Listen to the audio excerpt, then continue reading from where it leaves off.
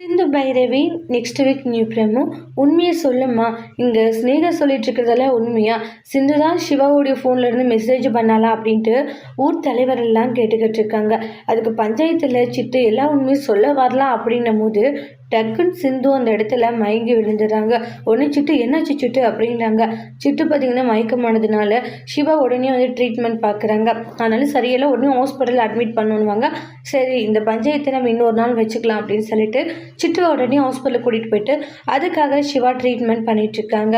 இப்போ ஸ்னேகா யோசிச்ச இவளுக்கு இந்த நேரத்தில் இது மாதிரி ஆகணும், நான் எவ்வளோ கஷ்டப்பட்டேன், ஆனால் இன்னைக்கு அது எல்லாம் இப்படி வீணாக போச்சு அப்படின்னு சொல்லிட்டு ரொம்ப கோபமாக இருந்துட்டு இருக்காங்க. இல்லை இல்லை, இப்படி நடக்கக்கூடாது, இன்னைக்கு பஞ்சாயத்தில் ஒரு முடிவு தெரிஞ்சு ஆகும்னு சொல்லிட்டு நான் அவ்வளோ நம்பிக்கையோடு இருந்தானே, இன்னைக்கு அந்த நம்பிக்கை எல்லாமே சுக்குனராக உடஞ்சி போச்சு அப்படின்ட்டு ரொம்ப எமோஷ்னலாக ஃபீல் பண்ணிக்கிட்டு இருக்காங்க.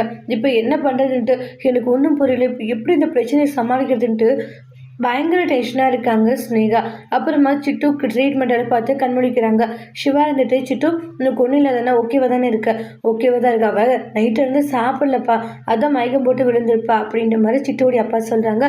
நான் சிட்டுக்கிட்ட கொஞ்சம் பேசணும்னு சொல்லிட்டு சிவா வந்து சிட்டுக்கிட்ட பேசிட்டு இருக்காங்க. நீ இப்போ சிந்துவை பார்த்தினா உண்மையை சொல்லலான்னு தான் நீ வந்தியா? ஆமாம் டாக்டர்ன்றாங்க.